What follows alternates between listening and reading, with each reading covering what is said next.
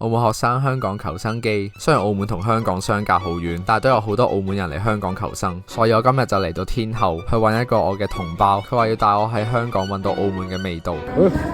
Ernesto de Souza 全職演員，香港演藝學院畢業，喺香港住咗13年。咁阿蘇老師就帶咗我嚟食呢間榮發餐廳，一坐低就見到個好耐冇見到嘅嘢飲，就係呢個穀物。話說穀物係我細個去茶餐廳最中意飲嘅嘢，你可以當佢係西洋菜物啲 friend，但係唔知點解到咗香港之後就得翻菜物。今日可以話係久別重逢。跟住我哋嗌咗個番茄豬扒飯同埋呢碟嘢，有冇人知我哋做緊啲乜？冇錯，就係重組呢個沙丹豬扒飯。咁沙丹豬係澳門茶餐廳成日會見到嘅一個飯，食落去會有啲酸酸甜甜嘅感覺。重點係佢通常會跟好多嘢，例如蛋、火腿、腸仔、午餐肉，啱晒我呢啲中意食垃圾食物嘅人。最後係呢個葡國雞飯，雖然佢同呢個正宗嘅葡國雞冇乜關係，不過見到佢有呢個熒光黃嘅汁呢，我都已經收貨噶啦。我哋嚟睇下土生葡人蘇老師點評價。算係港式葡國雞飯啦，唔錯。